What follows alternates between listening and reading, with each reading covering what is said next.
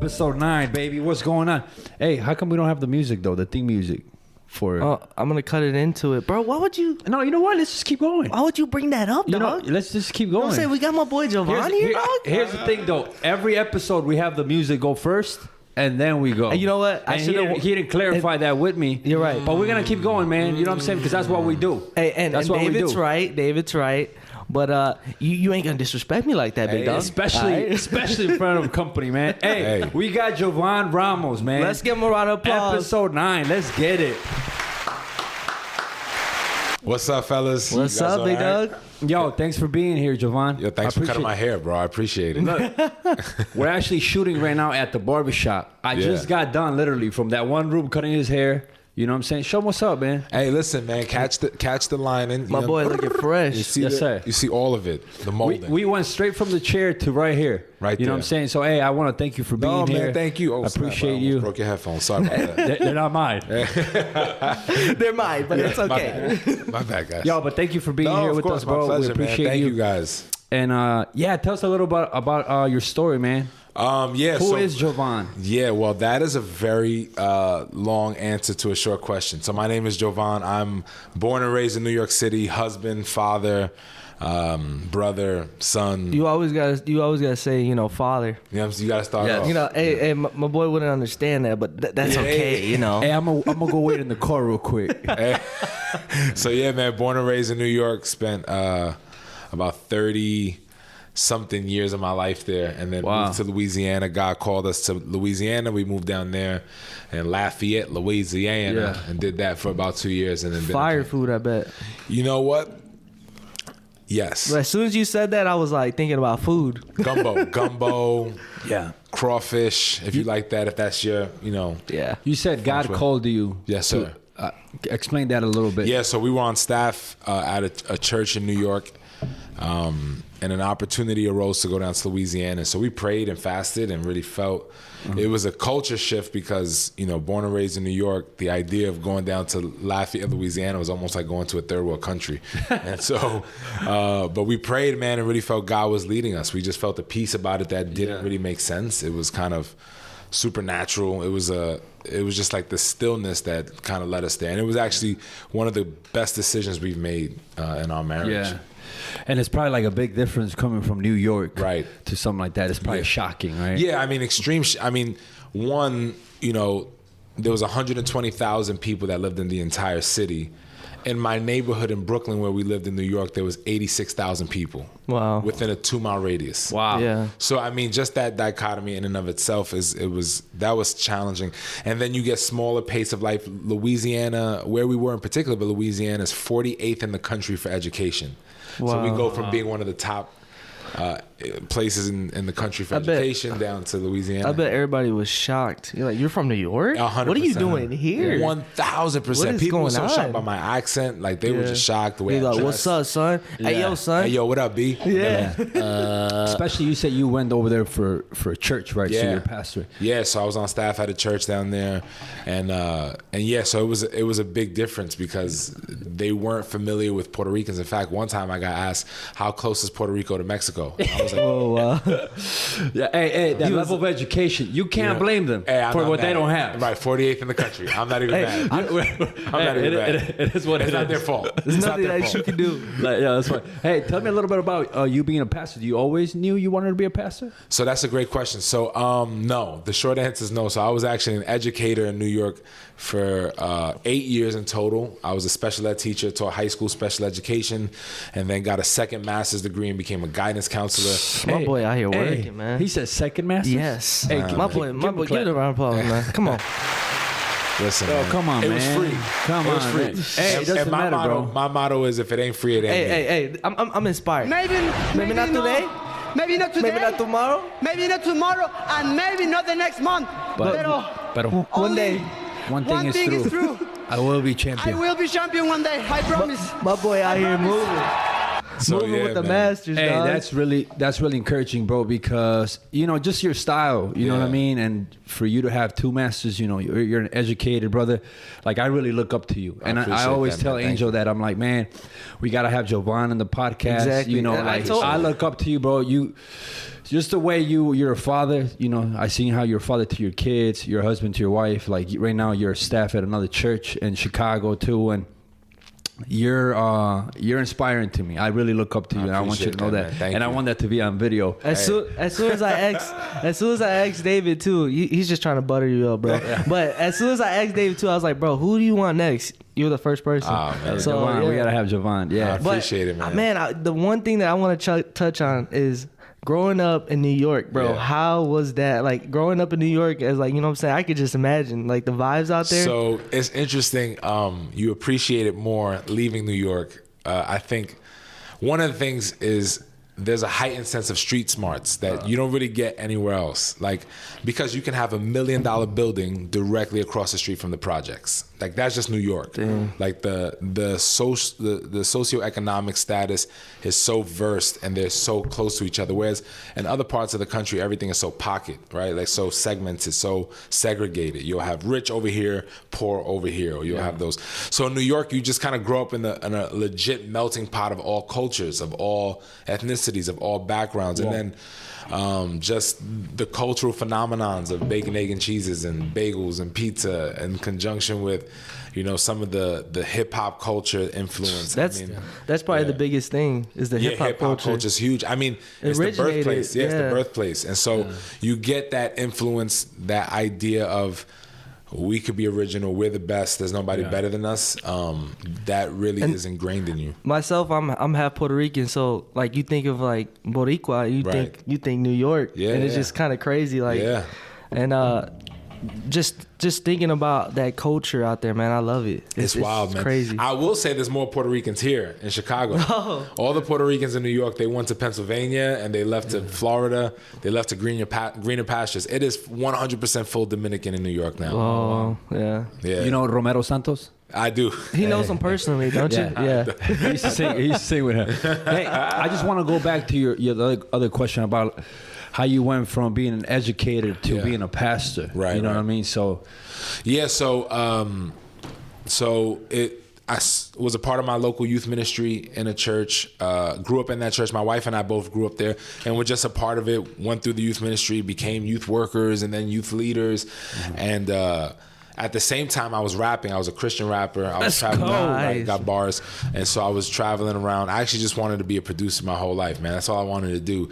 But then I realized it was going to be really hard to make it. And I was like, I want a family one day. And so I had to go, maybe I'll just do this as a hobby. That's actually a really good lesson to know the difference between a hobby and a career. So basically what happened is my boy, he had the bars and he had a shot to make it out there. They were like, hey, they wanted to bring him on tour. And he's like, nah. You know what I'm saying? It's one of those things, man, where it's like I started realizing there was like a shelf life age-wise, like I was starting to get to that age where it's like, do I really want to be going to youth events and rapping? Like I'm a grown man.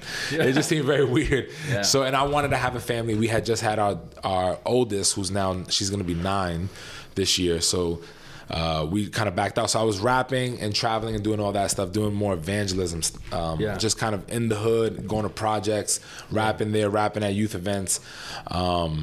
And what ended up happening, I was with the group, and what would happen was at the end of the night, like the entire group would look at me to close the night out. It was just kind of like this thing where I just instinctively took over and would always close the night out in terms of speaking, like just 5-minute talk, just encouraging people. And when my wife and I got married, within a couple of months, they asked us to take over the youth ministry. And so we started a youth ministry. We took over our youth ministry. We had 7 youth when we started. This was in 2011. We were married already. We kind of waited out the year. We got married in 2010. So we started off with 7 teens that were coming out to the youth nights. And then by the time we left, man, at one point we were having 100 and something teens coming in the hood. Like we were in the hood in East Harlem and El Barrio, like in New York. So it was a predominantly Mexican area. It was it was dope, man. Like I was a teacher a mile away. That's why we connect. That's why we connect. Holla at your boy. So I worked a mile away from the church. as a teacher. So I would literally tell my students like, yo, if you come, I'll give you an A. Like, I'll give you an A on this project if you come to church. So, I mean, that's one way to get people through the doors. You know what I mean? I would have been there We're going to censor that because you might get in trouble. Nah, it's all good. I've been out, man. I've been out the game for a while. They can't get me. If Jovan would have told me that, I would have been right there. I would have been right there on time, bro. So, like, I just use that influence of my students. Like, me as a teacher, use that influence to try to get kids to come. And we saw a lot of students and a lot of teens come. And then what I realized was I was working in education and I was bivocational youth pastor, and I was like, man, I really enjoy this so much more than this. So it became this thing where like I was faithful to both. It's not like I stopped one. I was faithful to both, and it was like a race. Like one just started outdoing the other, and that was really the telltale sign for me to go like, all right, I think this is God. I think this is God leading us to do this. And then did you have confirmation on that? Yeah, I did, man. Multiple people had come to us like, man, you could, but it's real easy. Like, if you can articulate in any capacity or if you have some sort of stage presence, it's real easy for people to associate that with ministry. So I didn't get too caught up on that. I wasn't caught up on, oh, it's my ability to communicate that leads me to be in ministry. I didn't think of that. Or your ability to lead. And, honestly, at the end of the day, the way I look at it is like a sled, your calling, let's say your calling is the Santa Claus sitting on the sled, and then you have reindeer in front of you. And the way I look at it is those three main dogs or reindeers, whatever's pulling the sled, is really relationships, your talent, and then like what you're anointed to do, right? Let's go. So if you think about it, relationships, let's just look at that one. When it comes to relationships, I made a relationship with a guy named Pastor Todd Cruz. He was on staff at Brooklyn Tabernacle. Came and preached at my church where I was, and I was leading worship. And so he came and preached. He and I connected. I went up to him after the service. I was like, yo, man, I would love to connect with you. We go do lunch. We go hang out again. We hang out a fourth time. We hang out a fifth time. Our wives start connecting. Our wives are pregnant at the same time. We become super close, become like best friends. He ends up offering me a job. Wow. It's through that relationship that I met another pastor named Pastor Tim Delina, who became a huge mentor, huge voice in my life. And 4 years after me being on staff at Brooklyn Tabernacle, offered me a job. Then I go down to Louisiana with him, and through relationship, through him, I met a guy named Steve Andres, and so me and Steve start connecting, and then Steve asked me to come help him with his church plant up here. But then long behold, I connect with another guy named Pastor Al Toledo, who spoke at my first youth retreat when I was a teenager, interned at my home church back in New York, was a part of Brooklyn Tabernacle. I go grab lunch with him, and long story short, he offers me a job. So relationships pull your calling. Your anointing, what you're anointed to do. I look at anointing as like, bro, what you said right now, bro, that's so true. Raw. I know that was so true, bro. That was deep, man. I mean, relationships just matter so much, and so often we look at relationships as transactional. Like, what can I get from you, and what can you get from me? Preach, but brother. if you view relationships as an essential part of who we are as individuals, God's created us to be communal. When we look at the Bible, in the beginning, the first chapter of the Bible, we get two major components of the Bible: community and creativity. God says, "Let us make." So at that point, us is talking about plural. It's us. It's the divine counsel. And then make, obviously, is a creative term. So you look at community and creativity as massive components throughout the scripture and throughout our lives. Like, we're called to be makers and builders. We're also called to be in community. So being in isolation is not God's intent for you. And I would almost wrestle to say that relationships is one of those driving forces, one of those reindeers that pull the sled. It's so important who you surround yourself with. 100%. Because it's gonna have an effect in your destiny. Yeah, and that was really good. What was the other reindeer? So you got relationships. I would say your talents. So there are things that God has innately gifted you to do. Yeah. So I can't tell you how many times I've met creatives, graphic designers, videographers that are like, yeah, but I want to be a pastor. And I'm like, that's great. But the lens in which you get into that role is going to be through your creativity talent. Like God's gifted you with a talent. So if you steward your talent well, if you say, man, like this is what God's calling me to do, and I'm just going to be good in this lane. So I was talented at connecting with teenagers. So I was a teacher. I was really good at that. And I stewarded that well. I was also creative and a producer. And I stewarded that well. And it was actually like me gathering people together, discipling a group of people, rapping with them, going around. I wasn't the best rapper. I was a really good producer. Yeah. And so I was getting the people though, and we would go do shows, and I was the one booking all the shows. But it was that talent that kind of opened up a door for me to grab a microphone and share the gospel. I can remember the first time we were at one of these events, and it was at a coffee house. It was called Salem Coffee House. It was a big coffee house in the Bronx that a lot of Christian rappers would go to. And I could vividly remember going, and the day before, the pastor who ran the coffee house was like, hey, can you share the gospel at the end? And I was like, this was my first time doing it. I was like, okay. And so my talent opened up an opportunity. In fact, the Bible says a man's gift makes room for him. Yeah. So it's the talent that is pulling your innate gift. So, I just encourage people, whether you're watching, whether it's you guys, don't forsake the things you're good at. I love how David uses his gift to cut hair. Barber, right. It's his gift to cut hair to open up opportunities of other avenues just in relationships. So even those two things are constantly intertwined with each other. My boy preaching, man. He's preaching. Yo, that's really good, yeah. I appreciate it, man. It's 8 o'clock in the morning. It really is. No, fresh. And like, I think that's really good, storing your talents well. Yep. Because sometimes we're so careless, what I mean? Sometimes that we don't store it well and we don't do it. We don't try to perfect it. Yeah. And I think as you try to perfect it, it'll start opening up doors. You know what I mean? Like the other day, I was at City Hall printing out flyers for this event that the city called me. And just because I've been cutting hair, like I just stored well. I'm good at building, relationships. Yeah. Next thing you know, I'm at City Hall printing flyers. I'm just like, what am I doing here? What happens? Fruit produces freedom, right? And so when you are fruitful in what you're given, it produces a freedom. I see this with my children. If they steward something I give them, my kids are always asking for a dog. And my response is, when you can sleep in your bed throughout the night without waking me up, you will get a dog. Dang. Right? So if faithful with what I'm giving to them and they're fruitful in it, right? So if I give them a toy, if I give my son Benjamin, who gets his hair cut with Dave knows him, Dave bought him a Christmas gift. If David sees that Christmas gift that he bought him is still taken care of, next year, Dave is going to be more likely to give him another one. True. Right? Yeah. Because fruit produces freedom. It gives you the ability to say, okay, I could trust you. Right. And so when God gives you a talent, but you don't want to use your talent for either his glory or at all, it's almost like, how can the doors be open? My question, I know he's going crazy. My question is, for the people that can't find the talent, like, what would you say to try to, like, because I've been there. I've been lost to a point where I'm like, what do? I don't even know. Well, this is another tangent that I could get on, a soapbox, that I feel like everyone innately has a gift. There's an answer that each of us carry that will solve a question that the world has. I fundamentally believe that. The problem is social media has created a generation of narcissists who only want to put the highlight reel of what they do in their lives. So this is what happens.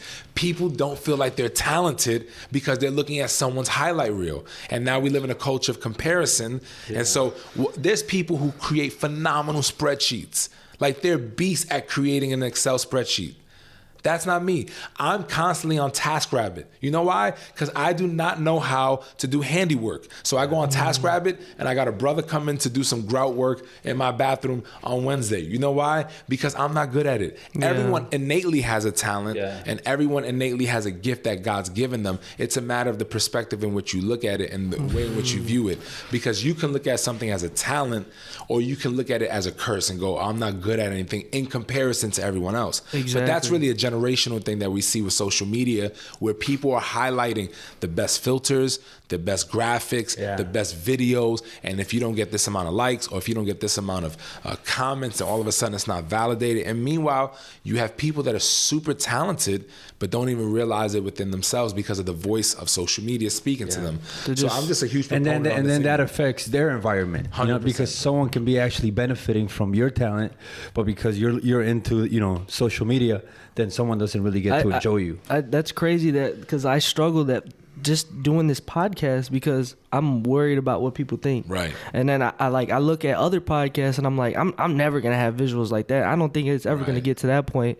But it's just crazy because that literally is what the generation is that we're too worried and wrapped up in how that person looks. But like you said, they show you their best. They don't show you the mud. They don't show you the late nights waking up. I stayed up researching how to do this podcast because I wanted to put the work in, and I probably should show that, but that's crazy. And it's, you know, biblically, if you even want to go from a spiritual standpoint, there's a guy who I love in the book of Acts. Oh, snap, you scared me, bro. Yo, Carlos, what's going on, my guy? How you doing? We're in the middle of a podcast. We're in Aurora, man. I didn't know. My boy just popped in right now. All right, I'm gonna stop this. Come over here, Carlos. I want to invite my boy Carlos, man, real quick. Just for 1 second, Carlos. Loso, what's up, bro? What's up? You good? We're in the middle of this podcast. Carlos just walked in here like Scared me. What's up, big dog? Carlos, man, say what's up real quick, man. What's up? What's up, guys? Hey, thanks for coming, bro. Appreciate it. Hey, I like how he just comes in suave, bro. We're gonna have Carlos on our next podcast. Whoa! Let's So go. hey, get ready because he has a really dope story, and I can't wait. And you guys, also, you he guys just wanna looks hear it. good. Look at him. Looking suave, bro. You look nice, dog. That's fine. So you were talking about 3 sleds, right? Yes. So one relationship, the other one talent. One thing I was saying right before that, when you look at talent and not comparing, just to go back to what you were saying, in the book of Acts, there's a gentleman named Philip, okay? He doesn't make the Hall of Faith in Hebrews. He's not a known character. And in fact, we see Philip leave a big event, like a big evangelistic event, and go off by himself just following the Spirit. Ends up reaching an Ethiopian eunuch, baptizes the Ethiopian eunuch, and scholars believe that that's what literally opened the gospel up to Africa. That's what literally got the and it was just one guy who ministered to one person using his one gift and then disappeared. It is so important that we don't worry about the masses all the time, but that the individual, your particular gift and what you particularly can do can help one person. And what if that one person helps 10 people? And what if those 10 people end up helping 100? Then you've ultimately contributed to that. But our mindset, I was talking to a big pastor from Singapore. Okay, he has one of the largest churches in Singapore. I was just having a conversation with him. And he was a part of a gang, right? He was a part of the triads in Singapore. And so I asked him, I said, what's the greatest leadership principle you learned from being in the gang? And he said 3 things: loyalty, commitment, and then this last one. He said, my ability to succeed was contingent on others' ability to succeed. That's the gang. If I know I got to rob this guy and I'm going with my boys, I need my guys to win in order for me to win. It's not just me. And in our own society, especially in America, in our Western world, social media has forced us to really be individualistic as opposed to realizing if I do this one thing well, I can help others. And I may not I may never be on YouTube. I may never be YouTube famous ever in my life. I may never be famous on Instagram. I may never have an award-winning podcast. I may never do something that is seemingly significant to many people, but if I raise my kids well, that's my talent. If I steward my job, if I cut hair very well and I'm blessing people and encouraging them, that's my talent. I've brought joy to them. So talent is very holistic. It's the same way, like I know it says in the Bible, like when one person basically gives their life to God, in heavens they rejoice. It's like the same way that you encourage that one person encourages somebody. It's just a movement. It's like a snowball effect. Right. Yeah. And then I feel like like what you were saying is like we focus on the numbers. Right. And I can attest to that. I do that all the time. I'm always like, I should have got this likes and I should have got that. And I feel like you're right. It's not about the numbers. It's about reaching that one person that's gonna kind of like change somebody. It's about raising your kids right. But like you said, use your talent in. Yeah, that's really good. And then the third one is you got relationships, you got talents, and then I would say this is more spiritual, but this is what you're anointed to do. And by that I mean there are anointing. An easy definition for anointing for me has always been like God's favor. God's favor, but what God's favored you to do that's easier than what anybody else can do. You know what I mean? Yep. And so there are lanes that God uses, the relationships you have and the talent that you have to put you in particular situations. And that favor, if you steward that well, will open up doors of opportunity. It's about, all of it is about a stewardship principle. It's all about stewarding what's in front of you, but favor in conjunction with talent, your talent in conjunction with the relationships. If you steward that well, you'll see God pull you into the direction that he wants. So those three is what got you from New York all the way to where you're at right now. And then where are you at right now? So I'm on staff at Chicago Tabernacle. It's a church in the Belmont Cragen area of the city. And man, it's a blessing to be there, man. I absolutely love it. We meet every Sunday, 9 and 11, Tuesday at 7 p.m. for our prayer meeting. But what I really love is the church's heart for prayer. It's how I grew up in New York. I was a part of a church called Mahan Grace Tabernacle, then got on staff at Brooklyn Tabernacle. And so I grew up in the tabernacle world. So this is very familiar for me. We, emphasizing and prioritizing the presence of God. Is that what? That's what I was gonna ask. Like you were saying, tabernacle. What does that mean? Because I didn't even. So tabernacle is a word found in the Bible. It's the house of God. So the dwelling place of him. And so in the 70s, there was a pastor named Jim Cymbala who wrote a book called Fresh Wind, Fresh Fire. He wrote that in the 90s, but he started a church. He actually took over a church and then became the Brooklyn Tabernacle. And that church did very well and grew, and churches came out of it. A church called Christ Tabernacle in Queens that is now Saints Church came out of there. My home church, Mahan Grace, and then Chicago Tabernacle as well. So they're all connected. They stem from. They've all. Yep, that's the correlating thread. Is they all come from Brooklyn Tabernacle, and so, man, it's great to be there. It's a blessing to be back, in the city, and it's different than New York, but it's very comparable. So I'm able to connect with people. I would say Go ahead. What do you think is the difference between Chicago and New York? That's what I was going to ask. Great question. I think one of the things I've really enjoyed about Chicago is it's segregated. One of the stats I heard, and this may be dated, but I heard that it's the fifth most segregated city in the entire country. I don't view it segregation through just socioeconomic lenses. I almost view like cultural preservation. So you get like the little Romania, little, Greece. Italian. Exactly, these little pockets. New York is not like that even a little bit. Everyone is intertwined together. So like I grew up in a neighborhood where blacks, whites, Puerto Ricans, Asians, and then when I went to high school, my wife and I went to the same high school, 4,500 students. Wow. I mean, every ethnicity you could think about was in that same. So I feel like in New York, there's a couple of differences. One, New York is massively bigger. Chicago is probably the size of one of our boroughs. We have 5 boroughs: Manhattan, Queens, Bronx, Brooklyn, Staten Island. We don't count Staten Island, but we'll count them for this sake, for the viewers. But Chicago probably fits into one of those smaller boroughs. So it's, in terms of size, it's smaller. New York has a different type of culture because you're able to get more ethnicities based off of that. So I think those are the bigger differences. But one of the cool differences is in New York, you can't buy property. It's extremely hard to buy property. Like, it's so cool that, my wife and I, we were able to buy a home. And we only live 15 miles from the edge of the city. We're in the suburbs, but we live 15 miles from the edge of the city. In New York, that price would be so astronomical, we wouldn't be able to do it. So I do feel like real estate in Chicago is slightly more affordable and gives you more opportunity to do that. But you can also get the city vibe. You get the city vibes. You're in suburbs, you could be in the hood. You get to the hood real fast, which I love. So, I hate living in the city. I lived in the city for 2 years. I hated it. Transportation. Bro, you wanted to park in front of your house. You couldn't. You can't. You can't. You know park 5 blocks down. One time, literally, I was trying to park. I'm just trying to go home. And I was literally driving outside my house for 5 hours. I was like, yo, this is not for me. Well, then the people too, bro. You know what I mean? Public transportation. It's a whole different world. You bro. go in the bus, smells like pee. You know what I mean? Somebody's yelling. Is just yelling at himself.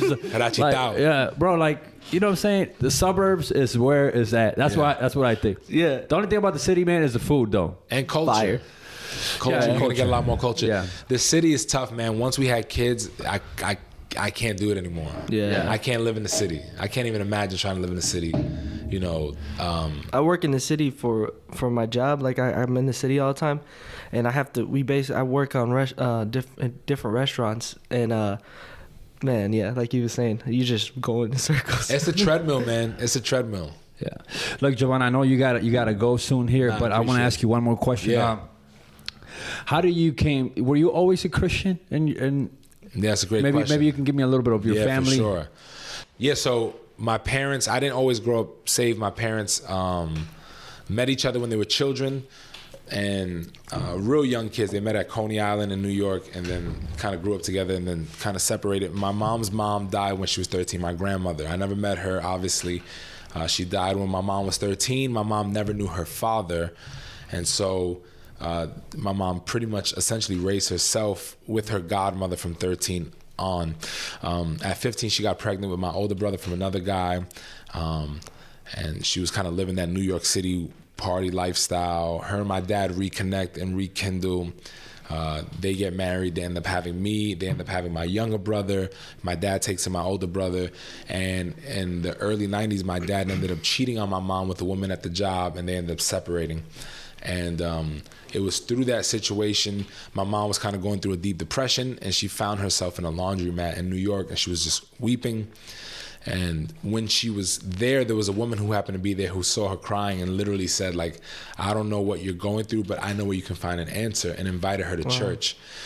So my mom came to church with me, and my mom got saved that day. And honestly, subsequently, I did as well. I was about 7 years old when that happened. I was 7 turning 8. So you were like raised in the church? Yeah. So my mom got saved. We started going to church. I was 7 turning 8. So let's say from 8 to about 10 years old, my mom was going. Then my mom kind of backslid. And from the age of 12 to 13, 14, I was kind of going by myself to church. So I was kind of going in and out. When I was 13 years old, I decided I was going to move with my father. I wanted to live with him in the Bronx. And it was actually because my wife was going to the high school that that's that love right there. Shout out to Amy. So she was like, she's going to this high school. So I was like, I'm going to that high school too. I'll let your boy. And so I moved with my dad. And when I was 14 years old, I was walking. I had just started coming back to church, but not really. I just didn't really want to do it with God. And I was walking to the train station. It was on a Friday. I was supposed to go to church, and I decided not to. And me and my boy were going to chill with some girls. And we were walking to the train, and I got approached by gang members. This is during the early 2000s when it was heightened gang activity and gang initiation was big in New York. And so I got approached by 12 Bloods. My boy ran on me. They ended up jumping me, fracturing my tailbone, hit me over the head with a pipe, cut my face, left me under a park bench bleeding. I had to go to court for 7 of them. 7 of them got caught, and I had to do trial, and it was a whole crazy ordeal. But that event kind of shifted me a little bit to go, okay, I could have lost my life and God spared it. What do I do now? Because literally while I was getting jumped, David knows I'm not like super like, I don't throw out the spiritual card often. I try to, preserve that. Yeah. But I will tell you, there was angels protecting me. I felt protected. I mean, you got 7. If me and David got upset at a guy, we want to go beat him up, we could put the guy in the hospital. Yeah. Yeah. There's 12 of them there stomping me out. Yeah. And like all I have is a little baby cut, and like everything else is fine. So that kind of shifted me a little bit. I got more serious with God. My mom started coming back to church. She got more serious, but I was living with my dad, and me and my dad were fighting nonstop, like verbally, physically. He would make fun of me for going to church. It was like this real awkward tension. And 10 years from the moment that he left, or about 9 years from the moment that he left, my dad gets on a bus. Someone invited him to a men's retreat. He gets on a bus to go on the men's retreat and radically encounters the presence of God on the bus. Wow. Like not at the church. Not even at the church. Not even at the church. That's crazy. On the bus, radically, literally. And the reason I say it's radical is because within 2 months, we were moving out of our apartment in the Bronx to move back in with my mom and my younger brother. Within 2 months, like it was radical, and they're together and they're doing phenomenal. To this day, they're phenomenal. Wow. Both love the Lord, both love each other. They're excellent parents and spouses. They're great. And then, so that began my journey. But you know what I've discovered throughout my life is we have this initial interaction with Jesus that kind of gets us in the door and kind of exposes us to who He is, and we understand these moments. But sanctification is a process, and the idea of becoming who He wants us to be takes a lot longer. And oftentimes in church, one of the downsides of church is you go to church and you hear these stories of someone who has a radical testimony. Yeah. And you just hear that and you think everything has to be like that. And what we fail to realize, that there was a person I heard growing up in church. He was a great man of God, and I remember his story like I could retell it the way he would. He was in Puerto Rico sitting on a hammock, and he opened up to the book of John, read the book of John, got convicted, threw out his cigarettes, and never smoked cigarettes again. That was the story that was told, but there were things that were probably going on in his life that were still struggles, because that's this journey. Yeah. So I beat myself up because a lot of years I spent kind of wavering. I felt like I was always wavering to and fro, like my faith was like this. But God really showed me about 4 years ago that this is the sanctification journey He's had me on. And it's what allows me to connect with people in an intimate way. You know, John Maxwell says everyone communicates, but very few people connect.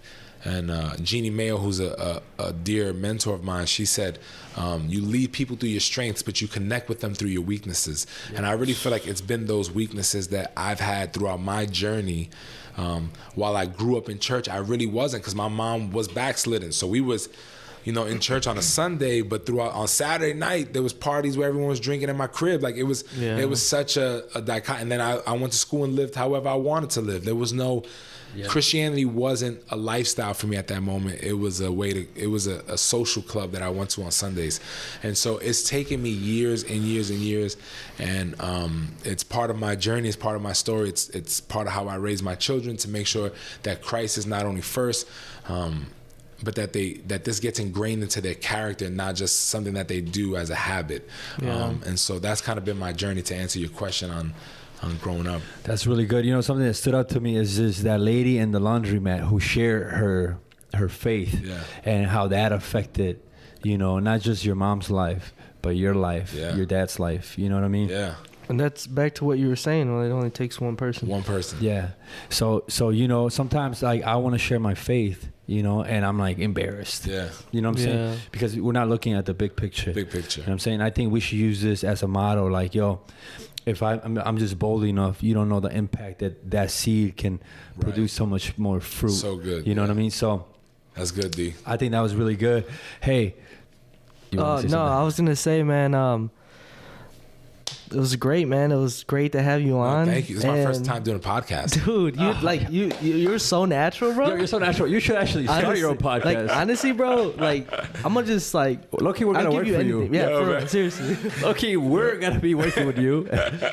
No, man. Thank you guys for having me, man. I appreciate it. Thank you. Great knowledge, great story, man. And now I see why David was like, yeah, we gotta get my boy Jovan. You know, Jovan, and I do want to have you maybe for a couple more episodes. Maybe we can touch a little bit more later on like leadership. Yeah, for sure. Yeah, 100%. And even like fatherhood. You know, you have how many kids? 3. Benjamin. Man. Yeah, Charlotte is my oldest. She's gonna be 9. Benjamin is 7. He just turned 7. And Cameron is cute. Yeah. I'm a new father. So I mean, well, my son's 1, and then I have another one on the way. So I mean, that's gonna be a podcast for myself. That's you know what I'm saying? Your boy need help out here. That's it, man-to-man defense, man. That's it. There's no more 2-on-1. Yeah. Hey, but thank you so much for being here, man. We appreciate you for having you. Round of applause for Jovan. Appreciate it. And if people wanna look for you, where can they find you? You can find me on just text David and ask him for my email address. My boy has no social media. Look, this one quick story. Before you were coming on, bro, I was searching the web for you, dog. I was like, where's this? I mean, this man don't got no Instagram. Like, bro, come on, man. I need to do some research. And bro. there's a reason for that. And I don't want to go on it because I want to have you. I want to have you again, and I want to show you guys why he doesn't do social media, and that's a whole nother story. That's probably going to take another 45 minutes. Yeah. But hey, stay tuned. Thank you guys so much for being here. Angel, man, what do you got to say, bro?